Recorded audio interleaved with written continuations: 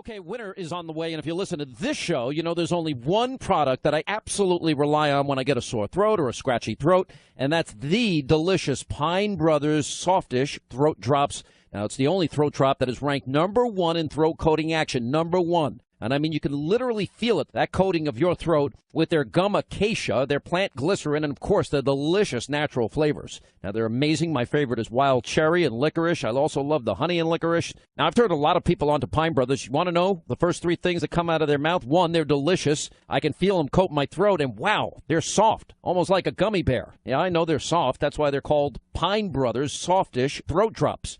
Now, work with me, people. So this season, look, you're going to have some throat issues, and do what I do to soothe my golden throat. I use Pine Brothers Throat Drops. You will love this product. It's worth every penny. You can find Pine Brothers at CVS, Select, Walmart, Target, ShopRite. Why? Because they are the best. Let not your heart be troubled. You are listening to the Sean Hannity Radio Show podcast. Hey, welcome to the Sean Hannity Show. It's Mark Simone here for Sean. We've got lots to talk about. We'll get to Donald Trump. Latest cabinet picks. We'll get to Hillary Clinton, what she's got up her sleeve. We'll get to President Obama. Where does he go? What does he do next? We'll get to the Hatchimal. We'll get to all kinds of things. And I heard that Hillary, she said, I just want to curl up with a dog and a good book and never leave the house again. We'll take that deal. Okay. Now, it's a rented dog that they just use in those pictures. You remember that hiking picture?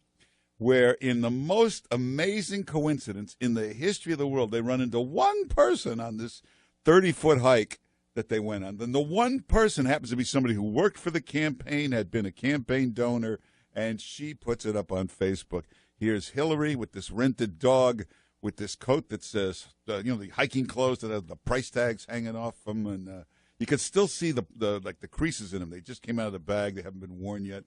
So, and what book is she curling up with? It's the Forbes magazine. She's looking through the 400 list for new donors for, you know what I hear? This is the only thing I've heard. She's looking at, and I'm not kidding, it's just on the drawing board, just thinking about it, looking at running for mayor of New York. That's coming up next year, the election for mayor of New York. Hey, remember a long time ago, Bill Clinton talked about it briefly. He thought about it for a second. It's not for him. He's the next president. But she cannot, despite what she says, stay at home. She has no private life at all, nothing to return to. You know, you got to give those Bushes credit. They go back to their private life. They love it. They love their family. They stay home. They're happy. Bush Sr. with the cigarette boat driving around Maine in the water. He's happy. And you've got to admire people. They're really happy, enjoy their lives. But these Clintons cannot go away. Now, Bill Clinton can return to a private life. He has a hobby he enjoys. But she has nothing to go back to. No private life. There's nothing she enjoys doing except money, greed, and power. Doesn't have a lot of friends. Well, she has a lot of friends, but nobody she wants to actually hang around with. So she's got to run for something. Not to mention, for business purposes, that Clinton Foundation, if she's not ever running for anything, she's not going to hold any office, you're not going to see any donations coming into that Clinton Foundation ever again. So she's got to look busy. Now, I think it's pretty obvious to everybody, probably even her now, that she will never be president of the United States. It's impossible. I hate to bring this up. How old is she, 70? She'll be 74 next time.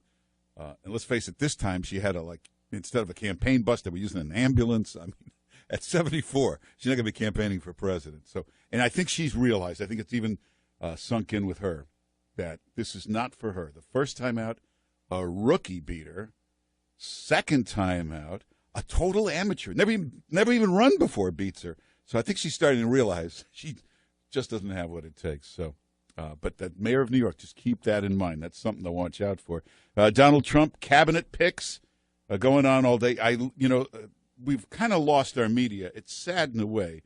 You know, the New York Times always leaned left. The Washington Post, and NBC, CBS, they always leaned to the left, and you didn't mind that. It was okay, because you just accept it. It was part of life.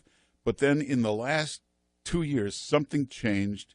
Maybe Trump just drove them over the edge, and it's not about leaning left. It's about creating entirely fake stories, just false narratives, and just print them. The New York Times, Washington Post prints them. That's the go-ahead for everybody else. Lester Holt, all these liars, George Stephanopoulos, all these fake people can just quote the New York Times. So that, for instance, they'll just make up something. Problem with Donald Trump, he doesn't read. He never reads. Well, anybody that knows Donald Trump, it's like a joke. This is all he does is read. In fact, if you go into his house, you can tell where he was sitting. Just look for the pile of papers and reports and books. This is all he does is read. He has a nice staff. There's one woman, that's all she does, pick up these newspapers and these stuff that he leaves all over the place. Go on the plane. You can tell what seat he was in. Just look for the pile of papers and stuff. Then the other one was he doesn't listen. He just doesn't listen. Hey, talk to anybody that's ever been in a meeting. I've been in a lot of meetings with him. It's beyond listening. He puts on this sonar, radar. In fact, you have to warn people before they go in. He's going to really look at you like an X-ray machine. He'll listen to every word you say. He'll hear what you're not saying. He'll read between the lines. And just remember, I always warn people about this. He's going to remember everything. So 14 years later, he'll quote one of those numbers you gave him that wasn't right. So, but they just make up this stuff. There's this week the new fake narrative that they created. Transition team in turmoil. What's going on? The chaos in this transition team. Why is nothing happening? Let me point out that how many appointments we have now? 4. We've got Chief of Staff. We've got Bannon. We've got, I guess we can say Flynn, National Security Advisor. Let's say it's Jeff Sessions. You're already at 4 people. They probably got 6 more ready to go on Monday. This is what, a week and a half? President Obama and I think it was 6 weeks before he got to his first nomination. 6 weeks before there was even one nomination. President Clinton, President Bush, 8 weeks before there was a single nomination. Donald Trump had some within the first week, more in the second week, and all I read about New York Times, Lester Holt, Washington, a transition team in turmoil. What's going on? Chaos everywhere. But you don't get angry about this. I know a lot of people are having a lot of problems in their life with friends, with family, with Facebook friends. You know, you go on Facebook and you see these posts they put up.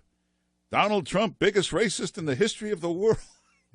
and you go look at who put it up, and you think you have to make a decision. It's like you're a judge now. Like, how friendly am I with them? How long do I know? You got to decide whether to unfriend them. You got to decide whether to sentence them to unfriending or not. Hey, listen to this. This is Rob Reiner. Now, I like Rob Reiner. You can't hate Rob Reiner. Listen, he put together that big company, Castle Rock. You remember Castle Rock Entertainment? They produced Seinfeld. They created a lot of great shows. You know who was a partner in that? Steve Bannon. Made a lot of money in that Castle Rock. He was a very smart guy back then. So, and he was on All in the Family. You got to love the guy. So what if he's insane? He's completely, off the rails nuts. Hey, it's a tribute to Donald Trump that he can't go on the air and make a legitimate case against Donald Trump. You could disagree with Donald Trump. I've watched some brilliant people on the air argue about what's wrong. They'll say, he's wrong about the tariffs. That can actually hurt, imports. You could make a policy argument. But Rob Reiner is not going to make a policy argument. Rob Reiner, what does he know about policy? He's on with Chris Matthews. Again, this is a tribute to Trump that he's got to go so off the rails insane. Listen to him trying to make the case against Trump. And I think, unfortunately, we've got a situation where, we've got a misogynist, in the White House. We've got a racist who's also anti-Semitic. And I know people don't like to, hear those terms thrown around. Is he really anti-Semitic? Where did you pick that up? And I'll tell you why. I'm going to tell you why. Because it doesn't matter whether you are discriminating against a black person or a Muslim or a Latino or a Jew. If you are comfortable with the fact that there are groups who hate Muslims, hate Jews, hate Latinos, if you are comfortable with having those groups support you and you don't in a forceful way say, this is not part of who I am, then you are basically the Jewish police at the Warsaw Ghetto. You're condoning it. And I've never heard Donald Trump ever say that he was against any of those groups that are supporting him. Well, let's talk about the complexity of that, because it is, I don't want to say. I think we got the idea. You got to admit that's pretty funny. So by his own definition, Rob Reiner is anti-Semitic. He's a racist because I never heard him denounce it. You in there, Ethan, you're a racist anti-Semite. I have not heard you denounce it. I denounce. Too late. I've known you for years. I never heard him denounce it. Not once. So by this Rob, you gotta love him. He's a little stupid, but he's a nice guy. By his own definition, if you don't denounce something, that means you're for it. Now, let's just, if he was here, Rob Reiner, you could not explain this to him. He would just go deaf instantly. But let's just go over some facts. I know the Trump Organization pretty well for many, many years. You go to the Trump Organization, first thing you notice, it's mostly women. I'm talking about employees, executives. There are a higher percentage of female executives in the Trump Organization than probably any company in the world. Do you know that when he built Trump Tower, and that's 1984, that's a long time ago, he put a woman in charge of the whole project of construction. That was unheard of in the construction industry. Nobody had ever done that before. But it's always been a heavily female organization. Now, Jewish. Well, Trump's family is mostly Jewish. His son-in-law is an Orthodox Jew. His daughter is an Orthodox Jew. All his grandchildren are Jewish. His sons marry Jewish women. In fact, he's the only Gentile in the entire house. So you couldn't have a more Jewish family than the Trump family. But he's anti-Semitic. And the king of all these crazy thoughts, I want you to think about this. This is one of the funniest things in history. He's been called a xenophobe. You know, he hates foreigners. That's all he gets. A xenophobe. He's a xenophobe. You can read this everywhere. He's the only guy in history ever to be accused of being a xenophobe while married to a foreigner. That's pretty hard to do. That's so everybody in the house is Jewish. He's married to a foreigner. The whole company is women. And Rob Reiner, he's a misogynist. I think he just likes saying the words. They sound like big words. He's a misogynist. He's what else is he? A xenophobe. Oh, and an anti-Semite. All of it. You know, like Steve Bannon. I don't know this guy as well, but I've known him. He seems like a great guy. Again, he was one of the guys that put Seinfeld together. Well, doesn't sound too anti-Semitic to me. Breitbart was Jewish. He now runs Breitbart. The guy he put in charge, the senior guy who runs it, is an Orthodox Jew. This doesn't sound like a big anti-Semite to me. But to Rob Reiner, hey, just enjoy it. Don't get mad at anybody. It's Thanksgiving. It's Christmas. Just kind of laugh. You know, I live in the middle of Manhattan. I go to these parties. I went to one the other night. This party was all these Vanity Fair, New York Times writers. And they don't know me that well, but I'm standing there. And each one is coming over to me saying, I've cried every night. I cry every night. How are you feeling? I said, well, it's just not easy. And then the next one comes over and says, what are we going to do? And I said, I don't know. Just enjoy it. I left. I realized they're miserable. Good for them. Let them just be miserable. We'll take some calls in a minute. 800-321-0710 is the number. You know about Hatchimals? You don't? Oh, everybody in the world is trying to get this toy. It's like the most sold-out toy in the world. It's like a big egg in it. Oh, you don't know about this? Oh, all over America now, people are killing to get one of these. It's like those Cabbage Patch dolls or those other things. Yeah, I mean, anyway, we'll get to that and more coming up. Mark Simone here for Sean Hannity. Oh, if you want to follow me on Twitter, Mark Simone NY at Twitter. And we'll take some calls in just a minute. 800-941-SEAN is the number.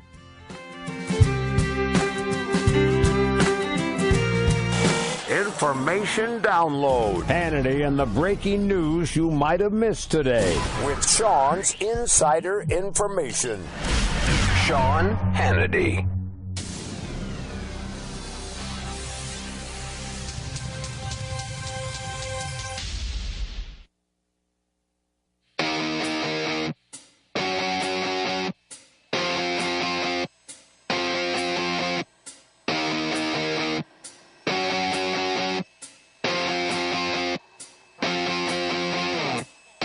Hey, welcome back to the Sean Hannity Show. It's Mark Simone here for Sean. I just put up a picture of the doorway into the studio here on Instagram, and a number of people wrote more pictures. So I showed. There's a couple more up. Just what this studio is decorated with. It's very interesting. It's Mark Simone NY at Instagram. I think you'll like the doorway. I think you'll like what's in the. Well, you'll see. Anyway, should we take some calls? 1-800-941-SEAN is the number. Tomorrow, Donald Trump is in Bedminster. Now, the problem is he's in Trump Tower, which is right in the middle of the busiest part of Manhattan, 56th and 5th. It is causing a nightmare, traffic-wise, pedestrian-wise. So he really needs to leave at some point. But he is going to go to he has a golf club way out in the more suburban area of New Jersey in Bedminster. He'll be out there tomorrow. That'll ease the congestion in New York. But Mitt Romney is coming to see him tomorrow. We don't know what that's all about. But let's go to Lou, who's calling from Virginia. Lou, welcome to the Sean Hannity Show. Hi, how you doing? I'm surprised I got through, but I'm glad I did. And you want to talk about Romney? You think Trump should Yeah, offer? I just I think Romney basically stabbed Trump in the back, and I lost all respect for Mitt Romney during this election, as well as a lot of other people, Glenn Beck and Colin Powell, and a lot of these that basically turned back on Trump. Don't forget Martha Raddatz. We found out what a liar Lester Holt is. It's only a 3-hour show. I can't give you all the names. Yeah. But Romney, Trump is a bigger man than I would be because, but I hope he talks to him and basically at the end of the conversation just says, "You're fired." Well, now, wait a minute. Nobody knows that he's inviting Romney to give him a job. Maybe he's going to have a talk with him and then at the end say, "Did you think I was going to offer you something?" Media lie. I don't know, but it's a lot of that going on. Or I think at some point in the meeting, Trump should lean over and slap Romney and say, "You can act like a man, like the Godfather." Yeah. I don't know. But Romney, hey, love him or hate him, he's a smart guy. Hey, remember way back when he said Russia's our biggest threat, and he was 2 years ahead of his time on that? So, it wouldn't be wrong to give him something. He's a smart guy. Lou, thanks for calling. Tiffany from Kentucky. Hey, Tiffany. Hello. Donald Trump named his daughter Tiffany. Oh, really? That's interesting. Well, I can see you choked up about it, but go ahead. Well, I think hers is with an I or a Y, isn't it? No, it's with a Y. It's named after the store, Tiffany, next door to Trump Tower. Mine is Annie. Oh, okay. Yeah. All right. Well, we don't want to go too fast for you, but go ahead. All right. Well, Trump was talking about how he wants to create more jobs, but with more jobs, we're going to also have more businesses. Yeah. And I feel like that's going to create pollution. We should be lucky enough to have that problem, but we'll work on that. Thanks for calling, Tiffany. Hey, there's like 2,000 protesters in front of Trump Tower, and they're all getting paid. So he's already created jobs. They even start getting these created jobs. Listen, pollution, you got to watch that. But more jobs is not a bad thing. Hey, we've got a lot of great guests coming up. Stuart Varney, the great Stuart Varney, will be with us next. It's Mark Simone here for Sean Hannity. We'll get to that next.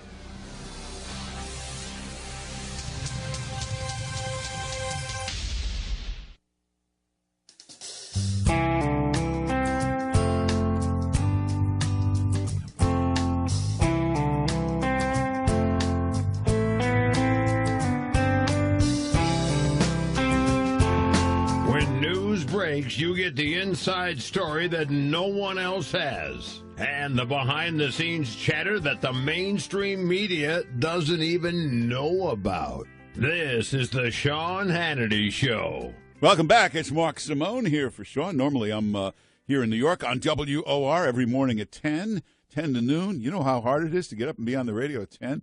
This is a more civilized thing here. You wake up at 10 like a normal person. Screw around for a few hours. 1 o'clock, you go out and you say, "Oh, it's sunny out. I missed a nice morning." But no, this is the way. We have Stuart. Oh, okay. Now the only thing is, I'm on at 10 o'clock every morning on the radio, and I wipe out all the competitors. The only thing that holds me back is this Varney and Company. It's on every morning on the Fox News Channel. It's a great show. That's one of the first things I watch back on TiVo every night, and he's the smartest guy around. Stuart Varney, how are you? Well, Mark Simone, I'm pretty well, thank you very much indeed. And by the way, we're on Fox Business Network. Oh, that's right, Fox Business Network. Fox Business Network, which, by the way, is such a great network. You and Lou Dobbs and Neil Cavuto and Maria Bartiromo, that is the business network. And there was another business network, but you've been wiping them out lately. We have been doing very well, I'm very pleased to say. We're having fun, Mark. He's killing that other network. Hey, Donald Trump, I really think they're going to make it. I mean, just by bringing down the corporate tax, I don't think, did people ever understand that corporate tax is 15% everywhere and 35% here? Isn't that a suicidal policy? Yes, it is. And we have a corporate tax rate of 35%. and then some states have a corporate tax rate which is added on to the 35%. The result is that when American corporations make money overseas, they don't bring it back to America, would subject them to this huge 35% tax. No, they keep it overseas. And at this moment, the big technology companies, I'm talking Microsoft, Google, Apple, the big names in technology, they have somewhere in the region of $2 trillion parked overseas. That's their money, their profits parked overseas. Because if they bring it back to America, they pay the whopping great tax rate. So Donald Trump proposes to make the corporate tax rate 15%. That, if he gets it through, and I'm sure he will bring some of that money, maybe not all of it, but a big chunk of that money back from overseas. Let's suppose they bring back a third of it. You are now talking somewhere in the region of $700 billion, and it comes back to America. Now, some of it might go to dividends. Some of it might go to a stock buyback program, but a lot of it would go straight into new investments in the United States. That would be one of the biggest boosters to our economy that I can think of. And if you couple it with a sharp drop in individual tax rates, you're talking about another big boost for our economy. Mark, the reason I supported Trump was for one simple reason, and that is he's got the growth plan. He's the guy that can grow our economy and return America to prosperity. That was my point in supporting him in the first place, and I think he's going to get it done. Mark, we're on the cusp of returning to 4% growth at a little bit more prosperity than we've had for the past 8 years. Yeah, we're talking with the great Stuart Varney. Let's just take Apple as an example. Now, they have $250 billion sitting in a bank in Ireland because the tax is only 12%. If they bring it back here, the tax is 35%. And I'm watching the chairman of Apple, Tim Cook, he's on 60 Minutes, and the guy says to him, why don't you just bring it back out of patriotism? Now, if he brought it back and paid the extra $55-60 billion in tax, wouldn't he be sued for the rest of his life for violating his fiduciary responsibility? As a matter of fact, you're right. I mean, I can see a shareholder group getting together and saying, hey, you didn't have to do that. You are voluntarily paying tens of billions of dollars of our money. You are paying that to the government, and you don't have to, and we're going to sue you. You're quite right. Fiduciary responsibility. Take care of the owners of the company. The owners of the company are the shareholders. Take care of them. And if you don't, well, you'll get sued. So you've got to bring that tax rate down, and then you'll get some of that money coming back. I think it's a huge stimulus. Remember that word, stimulus?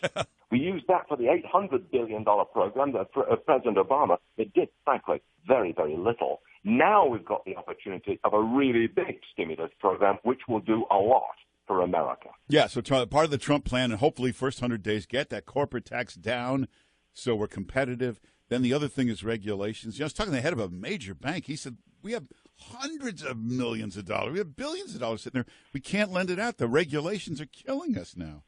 Well, you're talking about something called Dodd-Frank.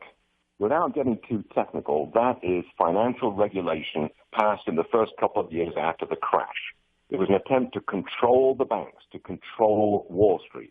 But you can think what you like about whether Dodd-Frank worked or not, but the plain fact is it costs $500 million a year, and the banks have to pay that money to the regulators to be regulated. Now, that's kind of ridiculous, isn't it? That's a lot of money, and it's not going to be made in loans, and they've got these bureaucrats sitting over their shoulder looking at every single thing they do, which puts, we call it the dead hand of regulation. Some people will think that it was necessary. I personally think it should have been done in a very different way. So if you reform Dodd-Frank, you've got a good shot again at putting some more stimulus into our private sector economy. This is really important stuff, Mark. Yeah. I don't want to get too technical. I know I live in the world of, the world of finance. Yes, I do. But it's plain and simple. We must have growth in the private sector of our economy if we want to return to prosperity. And you know, Mark, prosperity is the glue that binds America together, isn't it? When the cake is the same size and you're busy re-slicing it, you fight amongst all the slicing pieces. That's what you do. But if the cake is growing, we all get a little fatter. We're all a little happier. That's the way it works. You know, we've had a dead economy for 8 years. You can spin all these numbers every which way you want, but wouldn't you agree the best metric that tells you everything is what the Fed rate is? If the economy's really bad, they take it down to 2%. Well, our Fed rate has been 0% for 8 years. That's the first time that's ever happened, isn't it? Yes, it is. We've never seen anything like this before. The Federal Reserve, for whatever reason, brought interest rates down to 0, along with other big central banks around the world. You're at 0. And they printed a ton of money to get it down to 0. You know, frankly, it hasn't worked. At best, it's been a holding operation, but at worst, it's the dead hand that's on the economy. We don't like it. I think we need a change. Let's get back to prosperity. Do you remember the good old days when the money was flowing? When the money flows, this is America. That's what it's all about, isn't it? As a newly minted American citizen, Mark Simone, I'm telling you, native-born American, that this is a great place if you restore a little prosperity. Come on, boy. Yeah, and not only that, as people would point out, you know, when you're strong at home with a booming economy, you're strong overseas. It's one of the best foreign policy moves, too. Just have a strong, booming economy. It changes everything worldwide. Obama never wanted real growth. He wanted fairness. He wanted to re-slice the pie to make it more fair. Well, he did that, but he didn't give us prosperity. He didn't give us growth, and largely, middle America suffered from his policies. The top 20% of income earners, the elite on the upside, they did very well out of his trade policies, out of his policies on the economy. They're doing just fine. And poor people were relatively well supported. But the people in the middle, that's 60% of America, that's middle America, they stood still. And many of them slid backwards. And many of them think that American dream, which I've been a part of in my lifetime, many of them got to think that, you know, maybe we're not going to be able to make it better for our children. And that's a terrible thing. When middle America becomes discontented like that, you've got a deep-seated political movement, and out it comes in the form of Donald Trump. Yeah. That's what happened in this election. You know, Hillary always talked about breaking the glass ceiling, which would be good for, you know, to have a woman. But this was a more important glass ceiling to break, which is getting a private sector business guy into government. But is this going to work? A guy with no government experience? They're not going to go for his under-budget, ahead-of-schedule stuff. They're not used to that in Washington. Well, look, he's conducting himself in a very unusual way. This is a presidential style that we have not seen before. He's conducting the country like he's the chairman of the board, and his cabinet are the board members. He decides policy. The cabinet members do it, and get on with it. It's a very new style. We're not used to this. It's a bit like Ronald Reagan. Reagan used to take the position, he made the big decisions. He was the big picture guy. He left it to his cabinet to implement and execute. I think Trump is somewhat similar. He's not a micromanager, I don't think. I think he's a big picture guy and a negotiator. And that's a very important thing. Well, he's a little of both. He's a big picture guy, but he does, you know, for years he'd walk around the job sites. He'd check everything himself. He went to Trump Tower at 6 in the morning. You could see him going through the lobby, the men's room, the ladies' room, checking everything, just to make sure it gets done. Don't you feel that the mood has changed? Yeah. I mean, I think America had a pretty negative, divisive mood for much of the last 3, 4, 5, 6, 7 years. I mean, it just didn't feel like we were together and moving forward. But along comes Donald Trump, and in the space of 10 or 11 days, I do detect a mood shift. Maybe it's me. Maybe I'm cheering on the guy that I supported. Maybe so. But I just feel we've turned a corner, opened a new page, going in a different direction. I think it's a very, very positive thing. And frankly, I'm having the time of my life, Mark. I really am.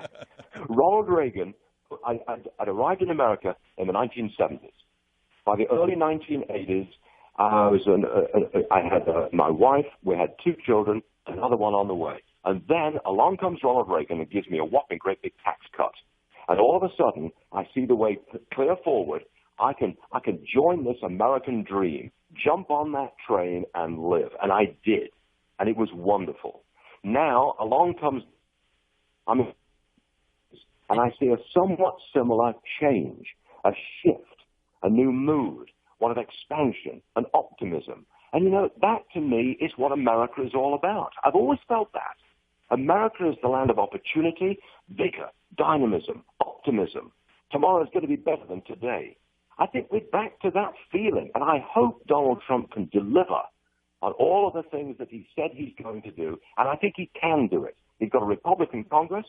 I think he can do what he said he was going to do. If he cuts taxes and deregulates the way I think he can and will, we'll have growth and prosperity return to America, and that's a wonderful thing. Stuart Varney, you hope he can deliver? I've been watching this guy for 30 years. When did he ever not meet a goal that he set? Do you remember when he renovated, I think it was the ice skating rink in Central Park? Do you remember that? Yep. He came in, took over the project, built it under time, under budget, because he said he could do it, and he did. And I like that. I like that a lot. Yeah, no, you're going to see a lot of that going on. Well, everybody watch Varney and Company. It's on the Fox Business Network every weekday morning. It starts at 10, right? It's 9 Eastern until 12 noon. 9 to noon. All right, okay, 9 to 3 I'm hours all mixed up. I don't know. Could you move it? You're on the air against me here in New York. It's killing me. I would like to, Mark, but the ratings are very good in this time slot, so we're staying where we are. He is wiping out the competition. It's the best show, Varney and Company, on the Fox Business Network.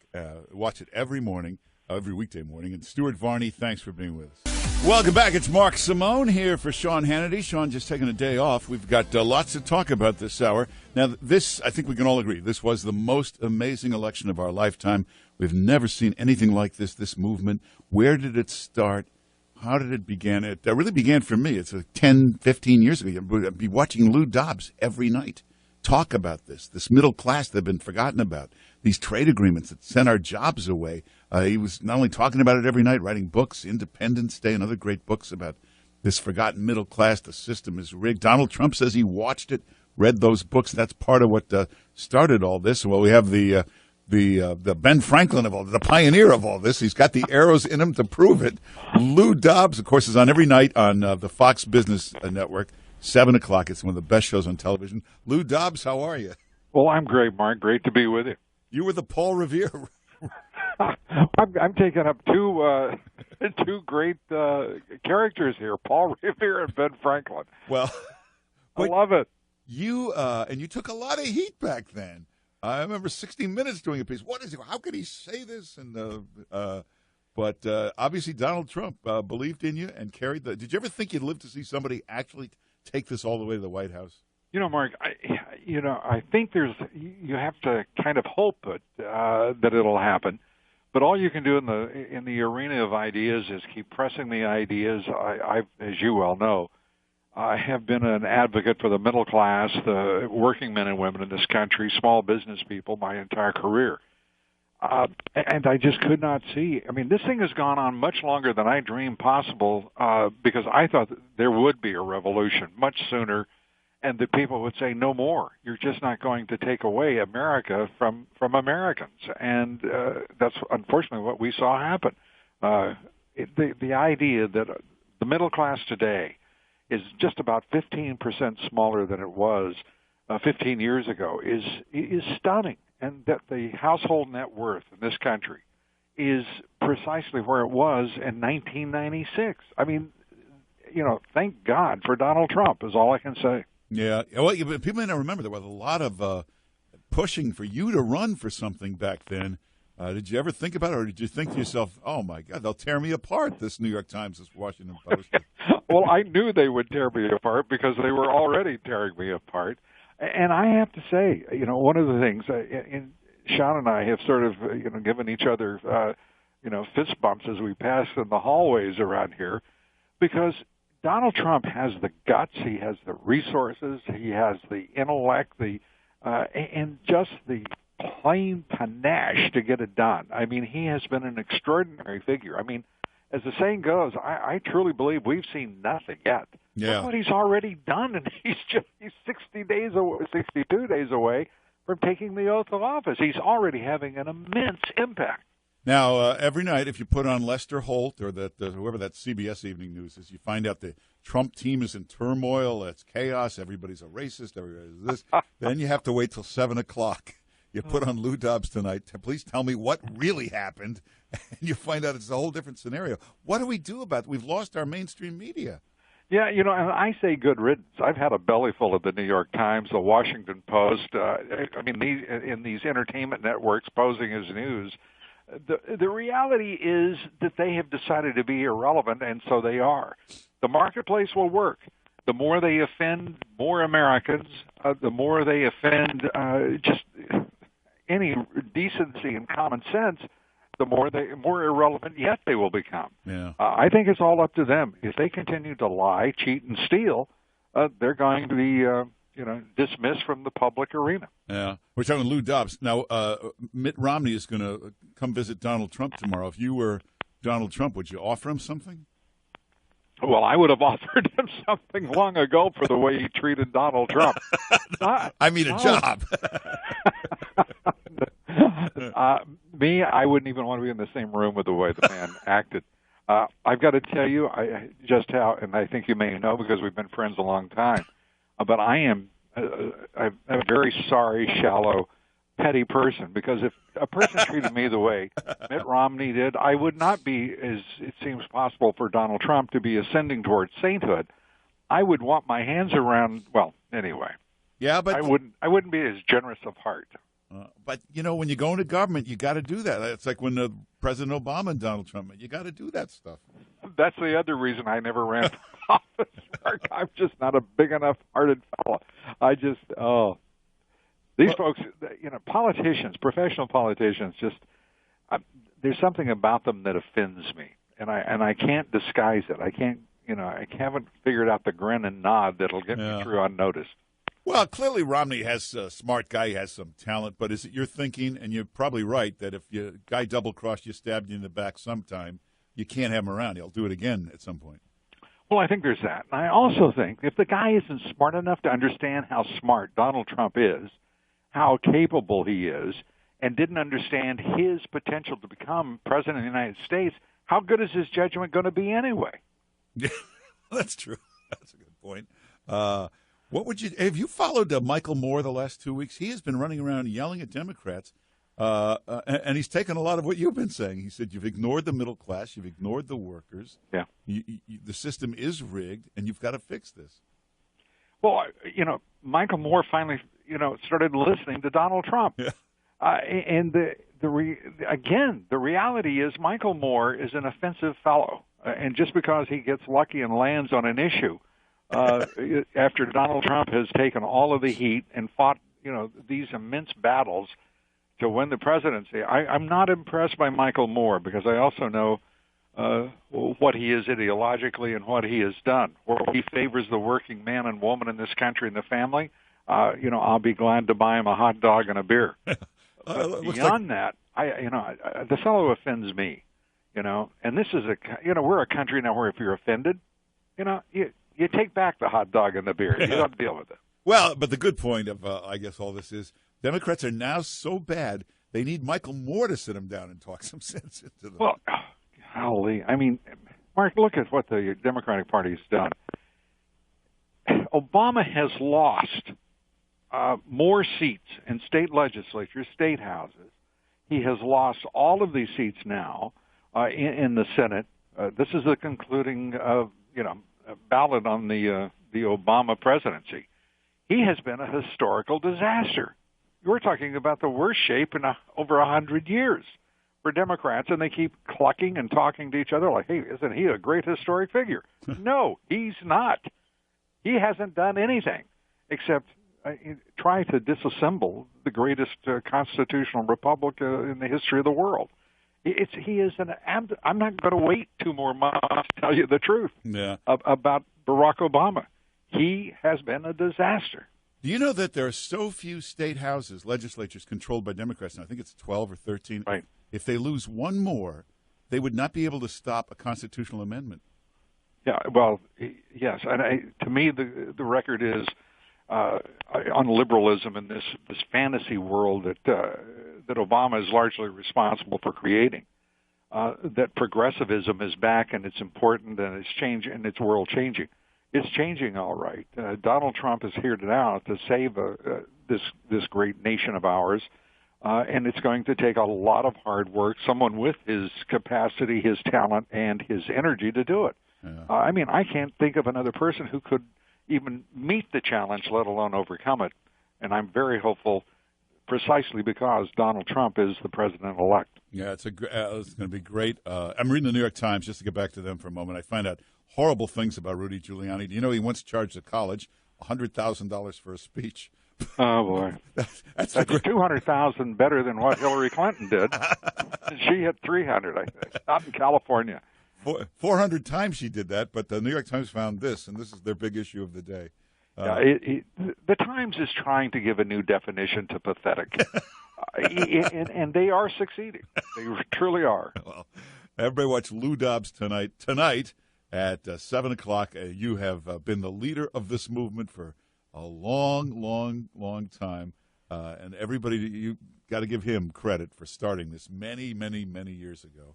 And who knows? Very kind, my friend. I appreciate it. Who knows if this would have happened if you hadn't been fighting this fight for all those years? Well, thank God we didn't have to find out.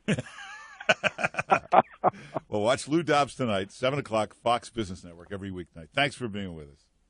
Thanks so much, Mark. Great to be with you. Take care. You forget, he took a lot, like they say, the pioneers take all the arrows. He had a lot of arrows hit him in all those years, and Donald Trump was watching, and luckily this all happened. Now, another guy that was behind all of this, Pat Cadell, I used to have on my show 3-4 years ago. He kept saying there's going to be a revolution. The workers are going to rise up. I said, what do you mean? You mean like a violent revolution? He said it could be if somebody doesn't come along. So he'll be with us at the bottom of the hour, and then Ann Coulter coming up in the next hour. Hey, we'll take some calls in a minute. 800-941-SEAN is the number. It's Mark Simone here for Sean Hannity.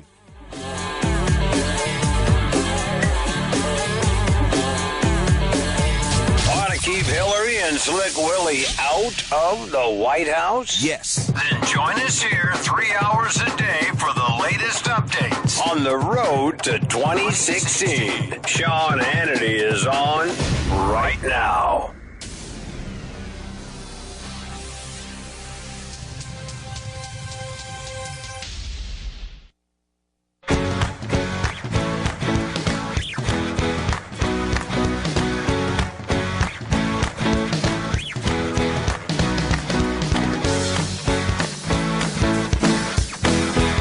Hey, welcome back. It's the Sean Hannity Show. Mark Simone here for Sean. Normally I'm on our big flagship here in New York, WOR, in the mornings from 10 to noon. And you want to email me, go to marksimone.com. Getting a lot of email here. Alinda, everybody is talking about the Tiffany call. That wasn't actually your name, though, right? It was Tiffany. And they love that call. She's one of the snowflakes. All the little snowflakes are upset. They're crying. They can't eat. They can't sleep. All the snowflakes are upset about what's happening here in this country. So she called to say she's very, very worried if Trump's going to bring back all these companies and create all this business, all these new companies and factories. She's worried it's going to cause pollution. And I've got more email about that than any other call today. They love that. Now, to all the little snowflakes out there, don't worry. Just stay calm. Everything will be okay. We went through this in New York when Rudy Giuliani was elected mayor in 1993. I remember all the same thing. They were screaming he was a racist, he was a homophobe, he was a thisophobe, a thatophobe, and it was going to be awful, and he was going to lock everybody up. And it goes on for about a year. It happened with Reagan, too. It'll go on for the whole first year. But what happened, especially with Giuliani, they started to notice, oh, wait a minute, crime is down 20%. Uh-oh. Crime is down 30%. And then it was down 60%. Then it was down 70%. All of a sudden, Times Square was cleaned up. Everything was cleaned up. And it really, really made a difference. So by the end of the first year, people could see the progress. And is this just happening? Oh, okay. All right. Now, that's one thing you got to bear in mind. The other thing is, well, actually, we'll take some calls. Mitt Romney is going to meet tomorrow with I still can't get used to saying it, President-elect Trump. It's just hard to believe. I mean, it's great, but Let's go to Bernie in Baton Rouge. Bernie, welcome to the Sean Hannity Show. Thank you for taking my call, Mark. First off, I want to mention that the United States Marshal Service lost a member today, Patrick Carruthers. Yeah, early this morning, Deputy U.S. Marshal was shot and killed. It took place in Georgia. And yeah, my heart's heavy. We lost a deputy marshal here in Baton Rouge back in March of 2015, Josie Wells. I can feel for the family and his coworkers and members of the team there that it's a heavy loss. And my heart goes out to them. My thoughts and prayers. All right, well, a very good call, Bernie. And it was a terrible situation. He was trying to arrest a guy with a long history of targeting police. That's one of the things that helped push Trump over the line, this targeting of police, this anti-police attitude. People are sick of it. Let's go to Nathan in Virginia. Nathan, welcome to the Sean Hannity Show. Mark Simone, how you doing, man? Good. What's going on, Nathan? Oh, I'm listening here from WLNI 105.9. Oh, really? You got a radio now? Oh, my goodness gracious. We have the best two radio show talk show hosts in the morning, Janet Rose and Larry Dowdy. Oh, yeah, pretty good, yeah. Yeah, it's a great show. But anyways, I was calling because I wanted to talk about, I hope Romney's meeting with Trump goes really bad tomorrow. And why? I hope Trump decides to pick someone else. To be honest with you, Secretary of State, that is a big deal. Well, wait a minute. We don't know that's what it is. It could be Secretary of Commerce. Well, if you know what Trump's strategy is right now, why he's doing this with Romney? Why? He's reaching out as a olive branch to all the never-Trumpers and the Rhino Republicans.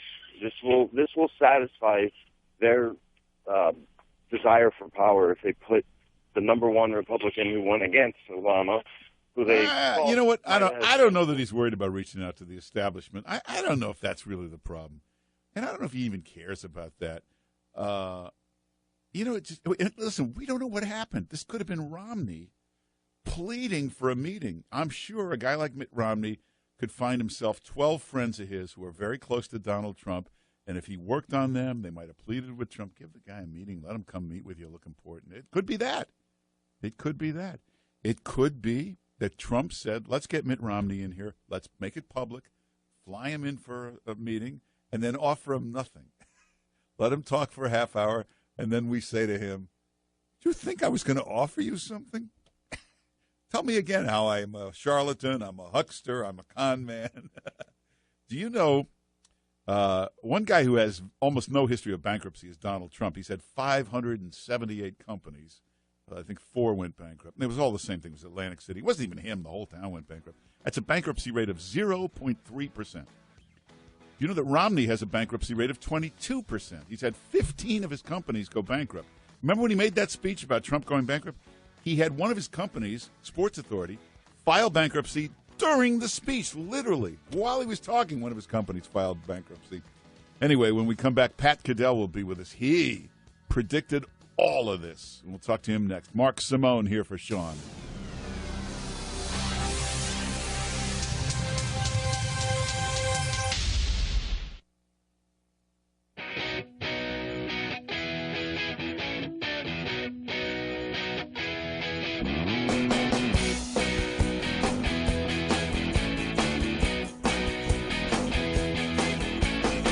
Sean Hannity is broadcasting now on over 500 radio stations around the world. And now, here's Sean. Oh, my God. I didn't know this was on 500 stations. I'm going to get nervous now. It's Mark Simone here for Sean Hannity. Sean will be back on Monday. Hey, Pat Cadell has done everything. Pollster, campaign manager. I mean, he's the smartest guy when it comes to running for president. Couple of years ago, must have been 3-4 years ago, he'd come on my show and he'd start telling me about a revolution is coming. The people are going to take their country back. I said, what do you mean? Like, it could be violent? He goes, could be. He predicted everything, and he's on the line right now. Pat Cadell, how you doing? Well, I got to say, Mark, like you feel, I'm so excited to finally get on Sean's show that you're on so I can be on Sean's program. Sean loves you. We all love you. I know, but thank you. No, it's been pretty remarkable, huh? Okay, but let's go back. I remember it was like 3-4 years ago. You kept saying a revolution is coming. The middle of America, they're going to take their country back. And I remember I said to you once, you mean violent? He said, could be. If it doesn't happen politically, it'll happen.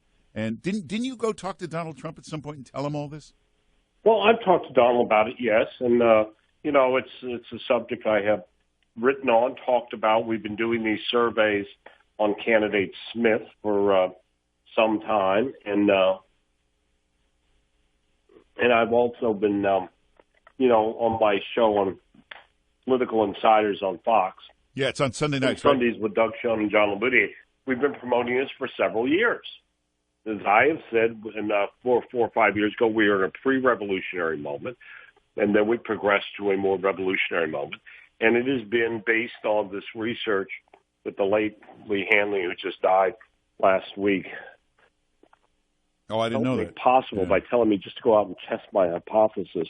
And we've been doing in-depth polling as opposed to just horse race or predisposed, what I call confirmation bias polling that the media does and everyone else. And we went out to find out what American people were thinking in some depth, and we found out. And the alien levels, as you and I have discussed before, of alienation, there was a piece that people want to see it that I wrote Monday before the election on Fox.com. Was called, I think it was the real November surprise ? The uprising of the American people. And where I laid out what I now thought would happen was developing over the last week in the campaign, which was particularly among people who didn't like both candidates, which was the race was now turning to what people felt. Donald Trump was the agent of change. Hillary Clinton was the agent of the status quo. She was the agent of the political class, and people viewed him as the enemy of the political class. And those were going to drive the results. That's what I saw the minute I saw the exit polls, which I knew were not right on the surface. They never are. But looking in depth, it was a question. The people who were in the exit polls on Tuesday afternoon, about 5:30, who had already been drawn in, those who dislike both candidates were now voting for Trump by 15 points or so more than Hillary. It would grow to more than 20 by the time everything came in. So that is the group that made the election. Yeah. And they voted on what they believed they wanted to take their country back. So what we have had is what I believe is the real paradigm battle between the political class and the media, mainstream media, which is believed that it is their right by a divine right to govern the American people and to treat them like they are their servants. And the American people, for whom this country has always been built on their ultimate sovereignty, that they meant to reassert their sovereignty, they meant to retake their country back. Yeah. And that they have done so, and that they would do the best vehicle they could find. Donald Trump might not have been the best vehicle, but he was the only vehicle, and that's the one they went for. And this is, and that is an important aspect of this. And my larger point is, this isn't just the end. This is just the beginning. You know, there's an old. We are going to see, as I have said to you, over the past 2 years, we are seeing a new political paradigm that our We Need Smith project, the candidate Smith polling has shown, and that this is just the beginning. We have a new political paradigm. We will see a new configuration of politics. Whether Trump succeeds or fails, if he succeeds, he may redesign American politics. Hey, but Pat Cadell, if he fails, which I believe is Steve Bannon's desire is to follow up, because he's a great advocate of this. And if he fails, he'll be somebody else. But wouldn't you agree? The Democratic Party will have to come to grips with the rise in its own party in a rigged system. Let me just stop there. Can you imagine? I don't know a prominent Democrat ever who said in 2015 and 16, "What are we doing, coronating Hillary Clinton to be the nominee? What is wrong with us with all the baggage and all going on?" Not one of them, because they're all involved in it. Well, they also have no Democratic bench. Party and the new voters. Who are they going to get? Rose up, but they had rigged it sufficiently and as we now learned from WikiLeaks, really rigged it, the media too, to make sure that Hillary Clinton was delivered. But who are they going to get? They have no bench. They have nobody else. Well, I'm sorry? They have nobody else. They have no bench. Who else? There is no Democrat they could get. Well, that's true. The bench does not exist. Yeah. Who's the thing? They can thank Barack Obama for that. Yeah. Barack Obama has made himself successful and has done it by throwing the Democratic Party all the way down to the legislative seats under the bus. Yeah. Now, will Donald Trump be able to get things done? Will the old Washington Guard, will they block him? Will they fight him? What will these lobbyists do? We will find out as we get to the real, where the rubber hits the road, trade issues and immigration and other economic issues. And if he is fighting for that and they're standing in his way, then what he will have to do is go to the country to get more people elected who support him, who will fight for him and fight for that agenda. His ability to articulate that and to convince people, he's got a difficult road to hoe because you don't turn everything over overnight. It is a process, what has to be done, but we've got some issues that are really important, and they're right there.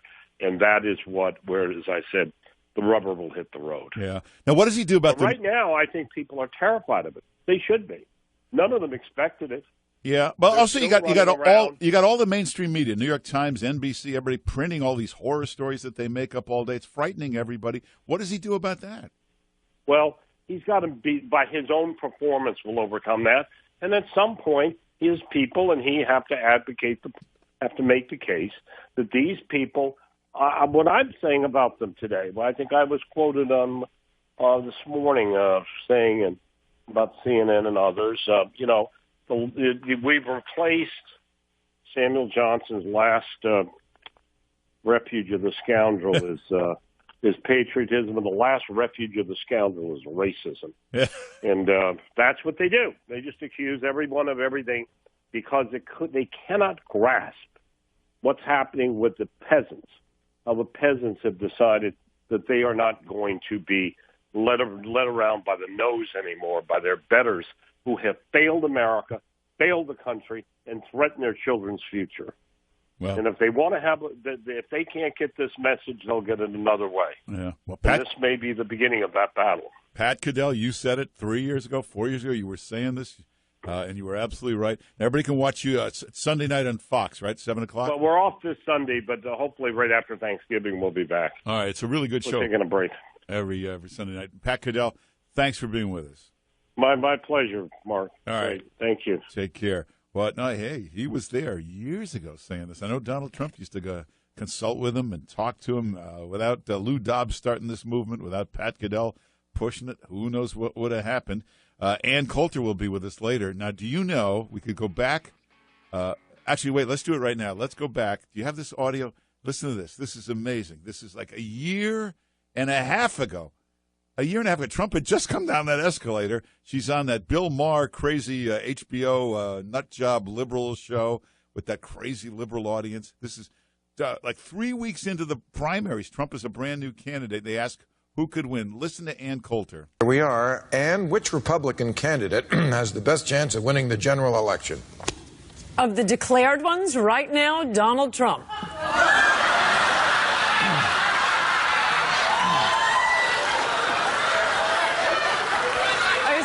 Well, what about of all of them? I mean, Scott Walker. Laughter from the audience. Scott Walker, would you say? Of the ones who aren't declared, no, Romney Walker's my ticket. Romney Walker. See. Yeah, now that was pretty amazing. The audience roaring. If you see the video, they cut to the other guest, that goofy Joy Reid, that MSNBC loon. Watch her face. Her mouth drops open. She can't believe that anybody would embarrass themselves in public to even say this, that Donald Trump could win. So there were a lot of us that were out there from the beginning, from the escalator ride. Although just to be honest, I always thought he could win. But I think in the first 2 weeks I kept saying, I don't think he's really going to, I don't know if he'll really run. I just didn't think, I knew he would take all kinds of flack. He even said a couple of months ago, he said, I knew they would hit me hard. I knew they'd go after my family. I had no idea it would be this bad, this ugly, this vicious. He was in front of an audience in Michigan, and I remember he looked at him. He said, I'll take these hits for you because this has to be done. And if you think about it, Who else would have withstood all of that and won? Anyway, we'll take some calls in a minute. 800-941-SEAN is the number. 800-941-SEAN. If you want to follow me on Twitter, it's Mark Simone NY at Twitter. At Instagram, Mark Simone NY at Instagram. In fact, we have a couple of good studio pictures up there. Take a look at that. We'll take some calls in a minute. 800-941-SEAN is the number.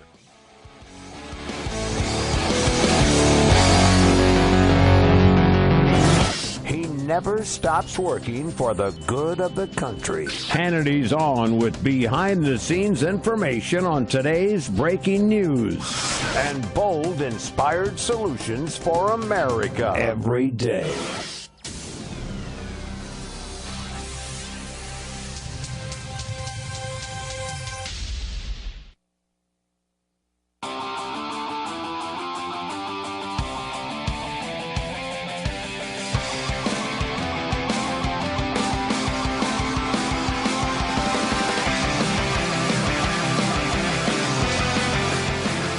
Hey, it's Mark Simone here for Sean Hannity. Normally I'm on WOR, our big flagship station here in New York, from 10 to noon. I'm filling in for Sean today. We're high above Rockefeller Center. Look down there. That's where that Christmas tree is going to go. They're already bringing it. I can't stand this.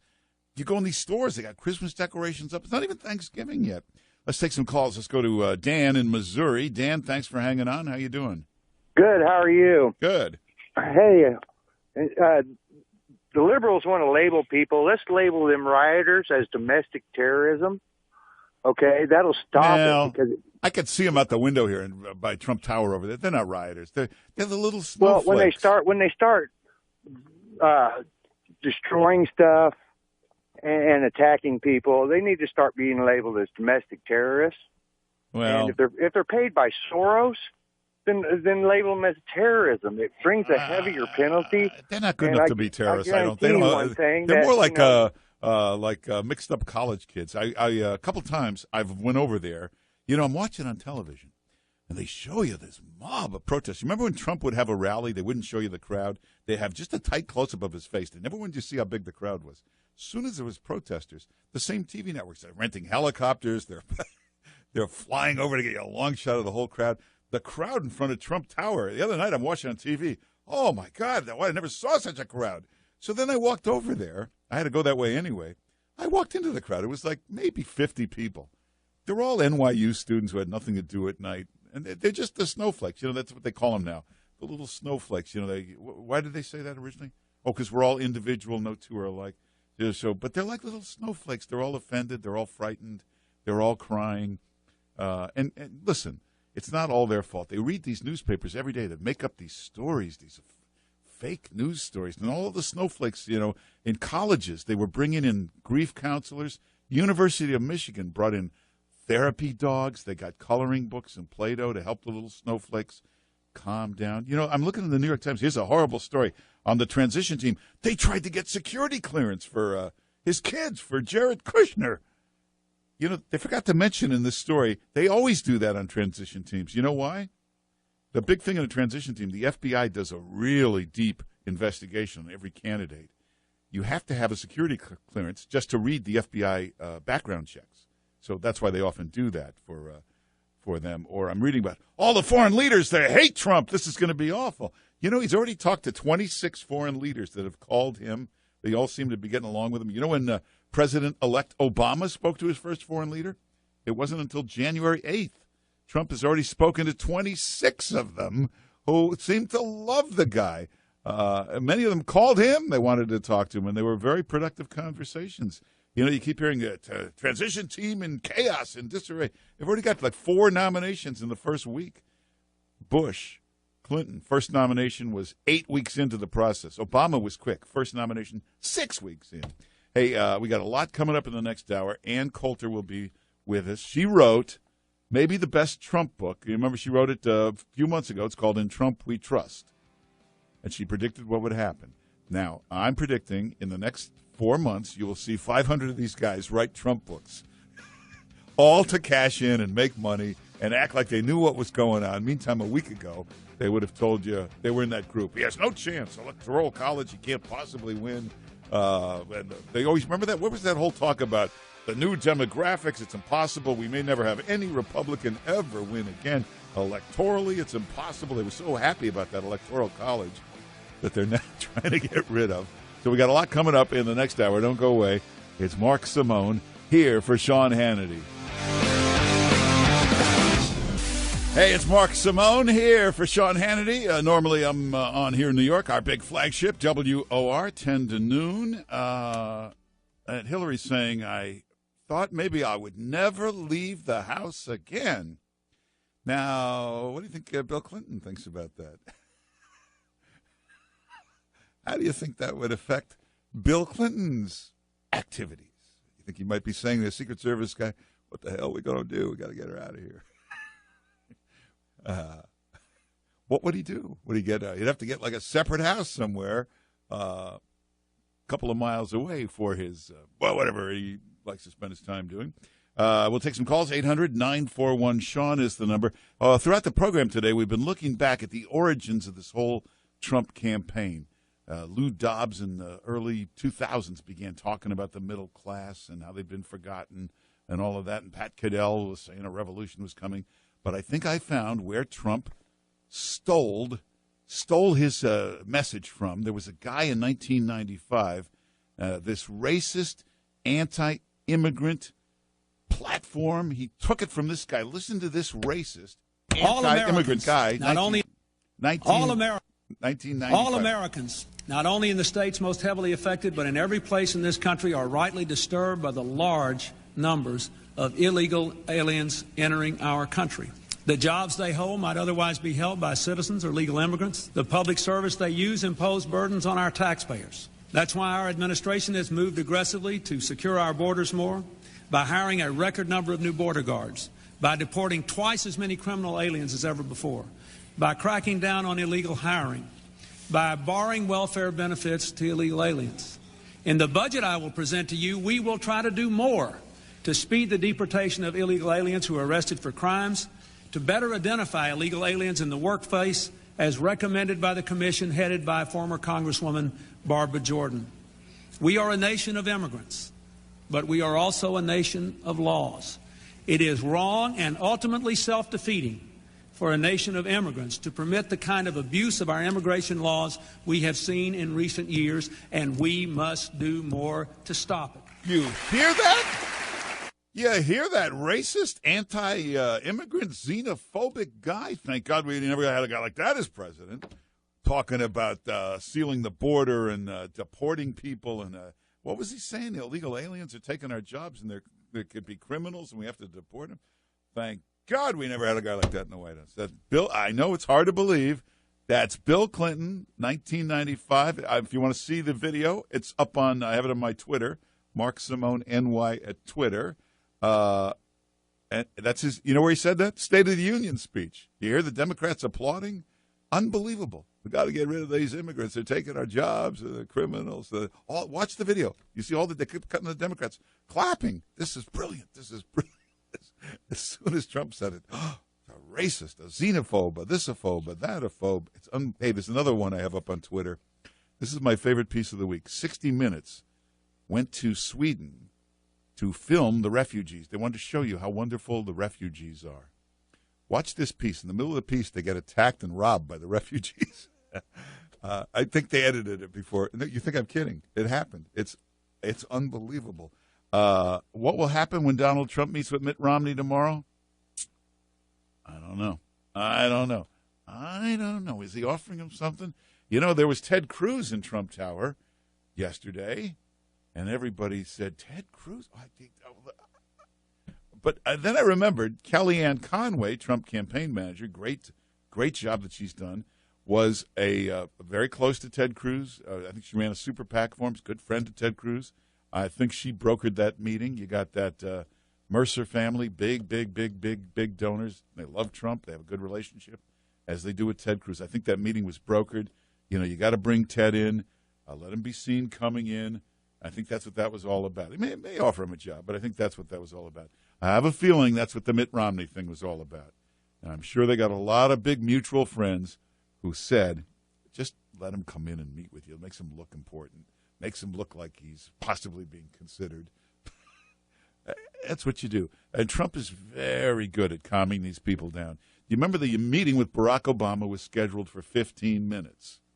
Just 15 minutes. It was ironclad. 15 minutes. And I remember telling everybody, hour and a half. He'll be in there an hour and a half. Sure enough, hour and a half. Because I've seen what he does in these meetings.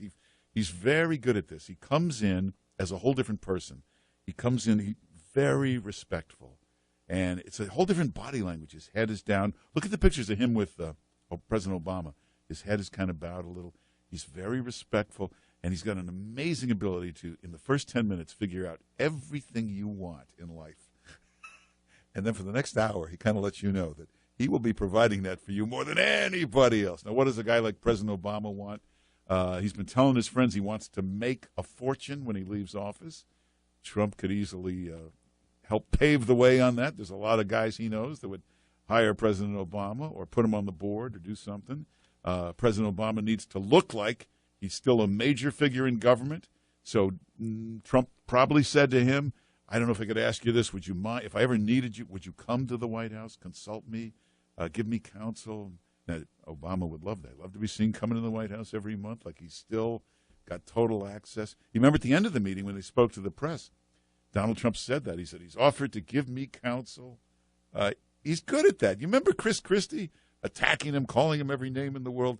Then a week later, you see Chris Christie standing behind him like a puppy dog, doing whatever he wants. He's very good at that. So if you see Mitt Romney by next week, standing behind him, nodding, whatever you want, Mr. Trump, he's very good at putting these people to work. Now, it's very tough. Anytime you pick up the New York Times, the Washington Post, they keep telling you all these things that just makes it sound horrible. But then you start to realize, like they said, this is awful, this Rudy Giuliani. This guy took $100,000 from a college for a speech. What kind of person does that? But then I'm looking at Hillary Clinton. There was $300,000, and it wasn't once. It was 15 times a week, every week for 4 years, till finally she bankrupted every college. There was no more money to take. And then they said, Giuliani, he's had business all over the world. This is horrible. And then I'm looking it up. I said, wait a minute, millions of secretaries of state had business all over the world. John Foster Dulles, the most beloved figure. They named the airport after him. He had business all over the world. He was an international lawyer before he took office. That's one of the reasons he took office. He already knew every leader, every country. He knew what was going on there. Giuliani in his business over the last 15 years has been in 80 countries, working with different governments, meeting with world leaders all the time. This was a good thing up until a week ago. Now it's a bad thing. Now we don't like it. Do you remember when President Obama was running, the New York Times, the Washington Post, they kept pointing out, he's on Twitter. He knows how to use Twitter. They were bragging. This is a candidate who's using Twitter, unlike these other old candidates. He's on Twitter. Now it's a bad thing. So, and the racist stuff, there's an old saying in Washington, racist is what a liberal calls you when they're losing the argument. So take it as a compliment. Let's take some calls. Let's go to Sherry in Colorado. Hey, Sherry. Hi, how are you doing? Good. I've actually been trying to get hold of the show for about 3 days. I've just been... Wow. Well, I hope you've been taking time out for meals and sleeping. Well, I do it when I wait in line to pick up my kids from school. But the thing is that, you played that Ann Coulter clip, and I wanted to say, she is such a strong woman for standing up for her beliefs. And, yeah, it really gets to me that, there's people like her that are far and few between. And, I was just so proud of her. And that's really got to be a hard thing to do, to be ridiculed by so many people. And she was right the whole time, and she said it with such conviction and strength, and I'm really, really proud of her because, there's just been so much going on in this country, and a lot of people say that they've been benefiting from Obama's presidency, and I could say for myself, that's not true. Yeah. I worked for a company that, I'm a very loyal employee, and I've stuck through good times and bad times. And, unfortunately, it was a very liberal-based company, and after 13 years, I was abruptly fired. And I kept my political opinions to myself because I have heard my boss violate people's civil rights because of their political beliefs. And so, I didn't benefit through all the years of Obama. I just noticed that my pay was, my pay suffered because of the Obama era, and it got to the point to where I couldn't even make a living wage, and they wanted more and more for less and less. Now, Sherry, I heard you getting very emotional there, and the reason was you've been going through all this, and you're not alone, and millions of people have, and you felt like there was nobody fighting for you anymore. You could see the Democrats didn't care. You could see Washington didn't care. And you felt when you see like an Ann Coulter or a Donald Trump, they're not only fighting for you, they're taking a lot of crap for it. And they're willing to take those hits and keep going. It's true. I'm in my mid-50s, and I'll tell you, I have watched the Democrats do things that for years that were unethical. Even as, I was born and raised in California, and I'll tell you, when I was in high school and I turned 18, my social studies teacher had, there was 4 of us in high school that were turning 18 ready to vote. And the thing was, is she handed out voter registration cards, and she told us, if you don't know what to put on there, put Democrat, because that's what everybody is anyway. I'm surprised they didn't fill them out for you and just have you sign them. Exactly. And that was in the early 1980s. I voted for Reagan, and that was my first vote. And ever since then, I felt like I had to vote for the lesser of two evils. And I had gone to 4 rallies of Trump here in Colorado. I've never been so energized and invigorated and felt like there was hope for my children. Well, Sherry, I know you're getting a little emotional there, but I understand. Thanks for calling, Sherry. It's a great call. You're not the only one. That's really, if you can't figure this out, if you're still mystified by what happened, that's what happened. There's a lot of people like her, tens of millions of people.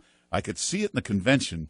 There was one moment in that speech where Trump said, right in the middle of that speech, he said, the system is rigged and you've been forgotten about. And people like Sherry kind of looked up, and then he said, I am with you, I will fight for you, and I will win for you. And nobody else has ever said that. Can you imagine Hillary Clinton saying, I'm with you? You'd watch your wallet. You wouldn't want her with you.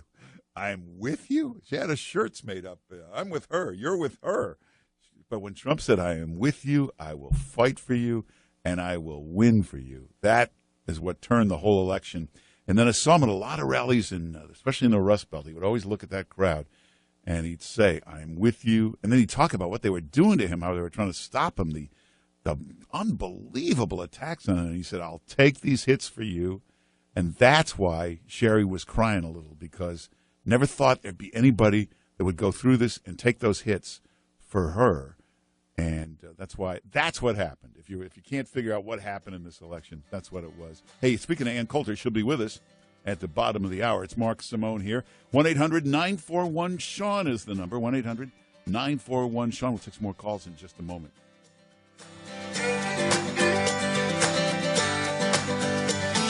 Hannity knows you're tired of government overreach and Big Brother watching your every move. Now it's time to take back America. This is the Hannity Show.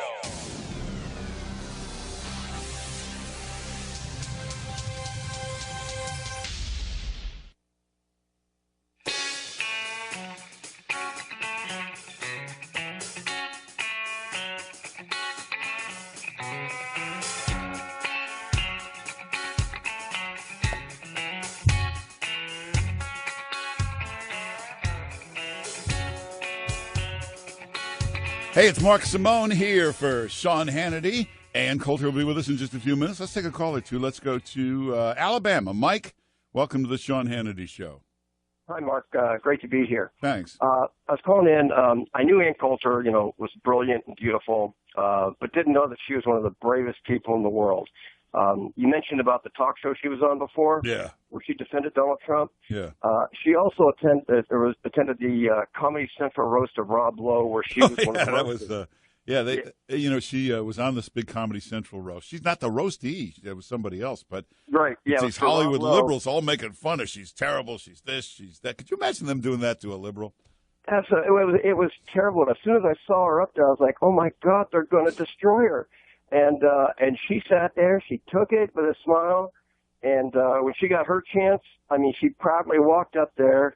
And not only did the roasting part, but she put her book on the podium, front and center, like, this is where the real world starts, people. You guys, and everyone out there, you could both, see, and even I could feel their arrogance and superiority through the television, even. Yeah, well, you got to be like that. Mike, good call. Thanks for calling. You got to be like Ann Coulter. Donald Trump's the same way.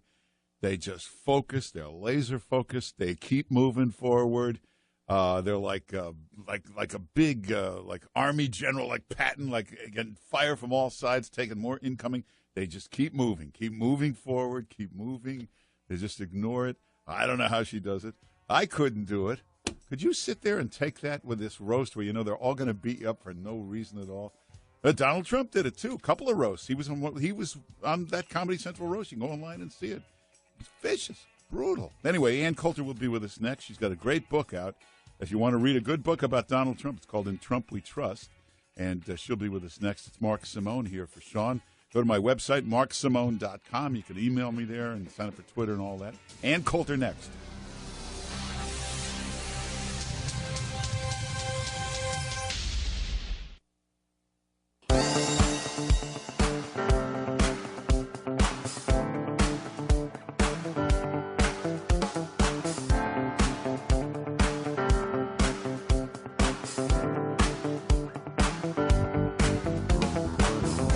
Bold, inspired solutions for America. This is the Sean Hannity Show. Welcome back. It's Mark Simone here for Sean Hannity. Let me just point out, everybody is going to write a Donald Trump book now. You're going to see 50 Donald Trump books come out. But the one you want to get is the real one. It's Ann Coulter's book. It's called In Trump We Trust. It came out months ago. It's not going to be, I said this was going to, she said everything before it happened. So that gives it much more credibility. And, of course, her website's AnnCoulter.com. Ann Coulter, how you doing? Fantastic in Trump's America. Well, now we played this clip from, this is the crazy Bill Maher show on HBO. You want to play it again? This is you a year and a half ago. 1 year and a half ago. Listen to this. Here we are. And which Republican candidate has the best chance of winning the general election? Of the declared ones, right now, Donald Trump.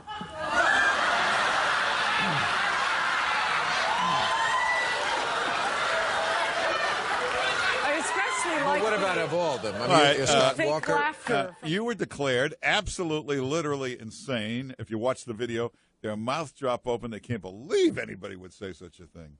What I really like about that is the fake laughter from the audience. Only liberals can use, a happy emotion, a spontaneous emotion like a sneeze, laughter as an aggressive weapon. You can tell it's not genuine laughter. This is how they try to ridicule and mock people. So, ha, ha, ha. Yeah. So, with all their ridiculing and mocking, I think even they are starting to see, and Michael Moore is trying to explain to him, you really misread the electorate. You have no idea what's going on in the country. Yes, though I would say an important point is, I say this at the end of chapter 1 of my book. I just want to know, is the country already over? The Democrats have been importing third worlders to vote for them. Beginning in 1970, that's when the Teddy Kennedy's 1965 Immigration Act kicked in, but it really went into overdrive starting in the Clinton administration. So I think it's important for everyone, and I hope the president-elect himself, it sure looks like he doesn't need to be told anything. But if imagine Obama were allowed to have a third term. If we had run this exact same election 4 years from now under the same immigration policies continuing under Obama, Donald Trump would have lost. This is why nothing matters but immigration. I mean, many of the battleground states he won. He won 49-48. And people who live out in America know quite well, particularly in these swing states, not only the Muslim refugees, but alleged refugees from Central America are being flown in by the Obama administration, putting them in the swing states so that they can turn the entire country into California, and Democrats will never have to think about the working class again. Hey, I'm reading your column. If you go to AnnCoulter.com, you can get a column there. And you point out that Samantha Bee, one of those Comedy Central elitists, what was this? She made fun of people that shop at Walmart? Oh, yeah. Don't you watch these comedy shows? No, I'm not going to watch Samantha Bee. Well, you only need to watch one clip online. I don't watch them. Comedy is no longer essential to the late-night comedy shows. No, now the new idea of comedy is to talk fast and string together a whole series of epithets all at once. There's nothing humor. There's no surprise ending. There's nothing clever about it. I mean, that's a great thing about Bill Maher. I will say he is at least still telling jokes. He's liberal. We disagree, though he's going to be won over by Trump like a lot of people will be once they see him in action. It's going to be great. But he is at least telling what is recognizable as a joke, whether or not you like the point of it. But all of these, the John Oliver, Larry Wilmore, Samantha Bee, it's just talk really fast and run through a string of epithets about Donald Trump. And that's why I also have in the column this modern method of developing political opinions, so that you don't have to know anything or read anything, is just to figure out what's trendy. So millennials and actually all liberals use celebrities and comedians as their personal shoppers for opinions. I don't have time to know stuff. Could you please find? Could you do a little shopping for me? Tell me what my opinion should be. I vomited. Yes, that looks great on me. Thanks. That's what the fake laughter is about. When people would go to see Jon Stewart, it was all just status affirmation. I'm one of the cool people. These are the opinions. These are the people we make fun of. These are the people we like. It's a very strange thing. I don't remember comedy ever being merely status affirming as it is today. Yeah. But the problem is, this is how these false narratives start. You know, if you know Donald Trump, the one thing he does is he reads all day and night. It's like a joke. You walk into, you can see where he was sitting from all the books, papers, newspapers, and then it'll start with like some liar like David Brooks. The problem is he never reads. And then Jon Stewart says it, and then Colbert says it, and then it becomes a fact somehow. If he doesn't read, he's the most brilliant person who's ever lived. What was the other thing I was thinking of? Oh, I know this story in the book by Megyn Kelly right now, apparently, about how Donald Trump tried to poison her on her way to the first debate. I was thinking,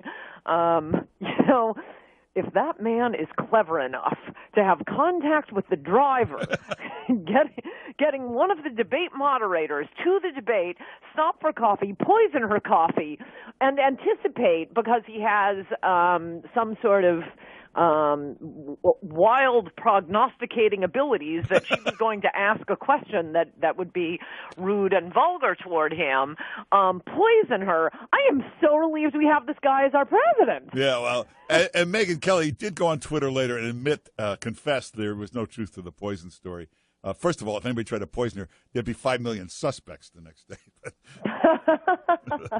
Well, so once again, we have evidence that all of the celebrity books are not even read by them, much less written by them. You know, when I wrote, I forget which one it was. I think it was my second massive New York Times bestseller, Slander.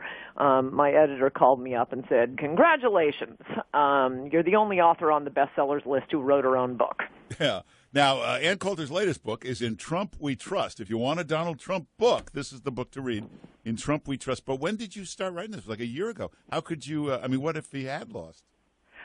Well, that would have been the end of the book tour, I guess. Though, I mean, there are a lot of interesting and good points in it. The Miami Herald guy asked me that. He said, so what, you have a 2-month book tour? It was a little less than 2 months, I think. No, it was a 2-month book tour. And then if he loses, as everyone else thought he was going to, that's the end of it. And I said, no, it really isn't. I mean, I think it's the end of it because I think the country will be over. There will be no hope if someone running, and I think Donald Trump did run the perfect campaign, the campaign I've been waiting for, I don't care, Republican or Democrat to run, on immigration, on trade deals, on not getting us involved in pointless wars anymore, and directly appealing to African American voters, just on point after point. And skipping the media, not being beholden to donors. This is the candidate I've been waiting for. If even this campaign couldn't succeed, like I say, at least I'd know. I'd stop caring about politics because that would tell me, congratulations, Teddy Kennedy, you won. The only thing left to do would be to desecrate Kennedy's grave. We could start a little committee of people we could be a right-wing hit squad on the people who destroyed America. But no, there is still time. And I did think, for the last remaining days of the Republican Party, there are great ideas in it and how to appeal to Americans and what matters and how the media lies. Now, hey, there was a woman that called before. I don't know if you heard her, but this is about you personally. She said, where does she get the strength, like to sit through that Comedy Central roast? Or where does Donald Trump, how is he strong enough to keep taking these hits and keep going? It's a good lesson for people to learn. Oh, that's very nice of her. The truth of the matter is I kind of enjoy it. I mean, if they were people I respected or admired, it's not like, I'm a nut or a sociopath. If my friends or anyone, even not my friends, people I respected, denounced me or told me to do something differently, it would be quite different. But as we were talking about at the beginning of this interview, no, these are all airhead celebrities who are choosing their opinions on the basis of what's trendy, who know nothing. And, of course, as you know, he's a Mark Simone. I'm a Christian, so I don't really care what anyone you know says me. I am quite the churchgoer. Pardon? You know me. I am quite the churchgoer. Yes, yeah. Well, you ought to come to church with me. Oh, my God. She tried to drag me to church once. I did. I always do. I can't. So it's when Meet the Press is on. And... You see, I was right about you from the beginning, Simone. You are one of these New York elitists. Oh, you should see me at these parties. I was at one last night where they all said, I've been crying every night. I said, I know. I just... You got to take me to one of those. I need something more to laugh at. Oh, my God. Well, if I even say I know you, their mouths drop open. They went, oh. So I gather, speaking of, knowing nothing about anything, so they never listen to your radio show. They have no idea that you fill in for Sean Hannity. No, these are like New York Times. That's modern liberalism for you. It's all attitude. It's all about attitude. If you're right for the New York Times or Vanity Fair, the only thing you listen to is NPR and you watch MSNBC. You are in the bubble, only the echo chamber. You don't know what goes on anywhere else. Did you see my Vanity Fair interview on Trump? Yes. That was a good one because I kept making fun of Vanity Fair readers. Yeah, what was that all about? How did they, why were they doing that? I don't know. Whenever they quote me accurately, you can tell it's really me. It's funny, but interviewers will try to nail me by making up quotes. At least this happened a lot more early in my career. And the problem is, no, it doesn't sound like me. I mean, don't worry. I'll give you plenty of material if you quote me accurately. But jumbling the quotes or trying to make me look stupid, people just read it and think, okay, well, we know how Howard Kearns would have put it. Yeah. Hey, before we're out of time, Mitt Romney is coming to meet with Trump tomorrow. What should he do? Give him a job? Well, as you know, soon after Trump announced, I was trying to I was trying to achieve the Peace of Westphalia so that Romney would be. I said, endorse him early. Yeah. He's going to be the nominee. Be an early adopter. You can be the vice president. And then, Romney could have done all the boring stuff like the Fed and financial regulations, and Trump could do the fun stuff like building the wall. But no, Romney has to go out and really viciously attack Trump. I mean, there may be things he could do, and it does show us once again something that media will never, ever give Donald Trump credit for. It's always he who is reaching out to people who have horribly attacked him. He invited all of his rivals to come to the convention, and how do they treat him? He takes the pledge to support whomever the GOP nominee is after being, browbeaten into it at that first debate.